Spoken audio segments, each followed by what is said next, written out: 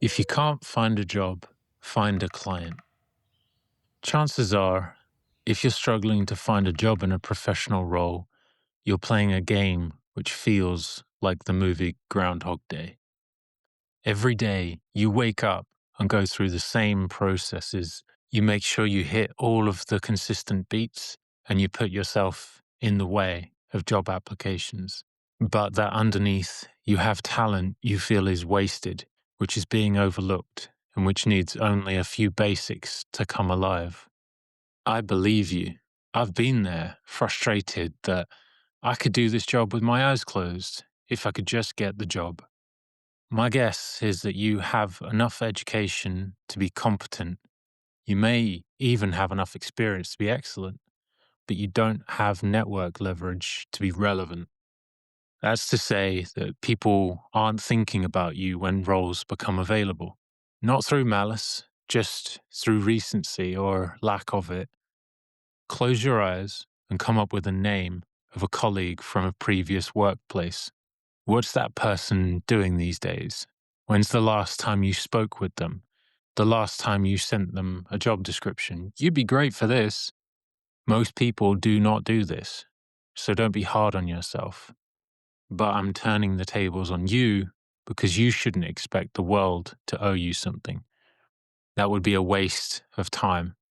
I want you to become more relevant to people so they do think of you when opportunities come up.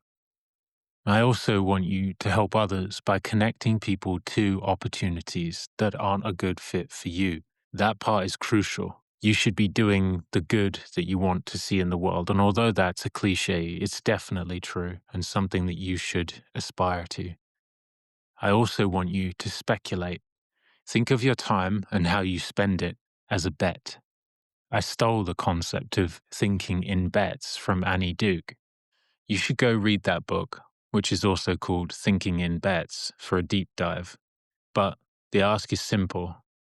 Break your time into separate budgets. Then use each of those budgets as investments, not expecting all of them to win, but hoping that some of them do and produce outcomes that you would be happy with. Hypothetically, let's say you're a marketing manager. I want you to bet on a full-time role as a marketing manager, but I also want you to bet on starting and growing a YouTube channel on marketing tips that help others succeed. And I want you to bet on meeting interesting people by volunteering at a local dog shelter. And I want you to bet on becoming a freelance marketing manager using examples from your portfolio to showcase the value your marketing work has created. And I want you to bet on starting your own marketing agency. Because if you can't find a job, find a client. Now I hear your brain telling you that this sounds like a bad idea. Why the hell would you want to run a company and suffer the hassle you've seen others endure? Granted, running a business is a new muscle for most people, no doubt. But everything I just listed, all of those bets, including starting a marketing agency, they all benefit each other. They compound to make each other richer. That YouTube channel will make you more confident so that job interviews are more successful. Those job interviews may not work out, but they might get you freelance work, which is underwritten by your freelance portfolio. And volunteering to walk dogs that need help may introduce you to another volunteer who one day asks you if you know anyone who can help their law firm with their marketing efforts. And that is how new businesses are born. To answer the question, why the hell would I want that? I would ask you how many times you've been in a job where someone above you asks you to perform a bad idea, a real clunker of a bad idea you know is going to sink, and when it will probably take you down with it somehow. Maybe I'll challenge you to think more incisively. How do you want to spend your time? Fearful, resentful, frustrated, bored?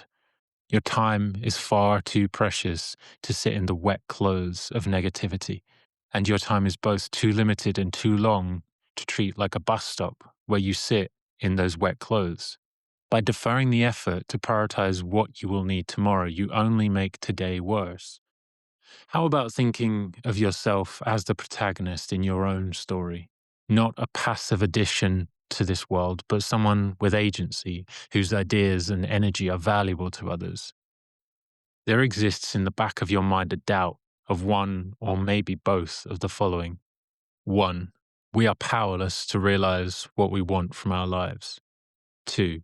We do not deserve what we want from our lives. You'll need to work against both of these doubtful thoughts because either can bring you down, and most of us have at least one to contend with. Personally, I have both. And back to the question, wouldn't you like to see how much better you could do with control? Wouldn't you like to do better work for clients, given that control? Wouldn't you like to choose how you spend your time? Not everyone is cut out for running a business, but I believe far more can do it than do it. Which is a shame when you realize that this world is full of opportunity, filled with people who want you to win. It's a shame that so many never attempt operating a business, yet hold ambitions to take control of their time, their lives, and their stories, which makes me sad. We all need money. We all want respect and agency. We all want to help others. I'm asking you to imagine a world where you do those things by finding a client. It's easier than you might imagine, the hardest part being not knowing someone who needs help. But anyone can have an uncle who has a dentistry practice struggling to find clients. The real challenge to you is identity, and crossing that threshold can be intimidating.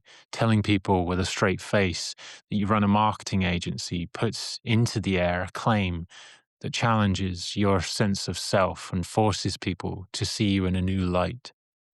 And all businesses are a challenge. None are easy, but when compared to applying for hundreds or sometimes thousands of jobs unsuccessfully, running a company and failing and trying each day to learn to do better, that's at least preferable to the Groundhog Day marathon that can be applying for jobs.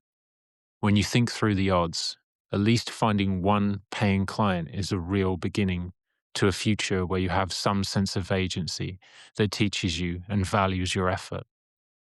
So again, if you're struggling to find a job, think about thinking in bets, and one of those bets being finding a client. Because wasting time on a single bet with odds stacked against you, I want better than that for you. I want a better future for you that rewards the love you invested in getting to here and now. You made it this far, and sometimes the best bet in life is betting on yourself.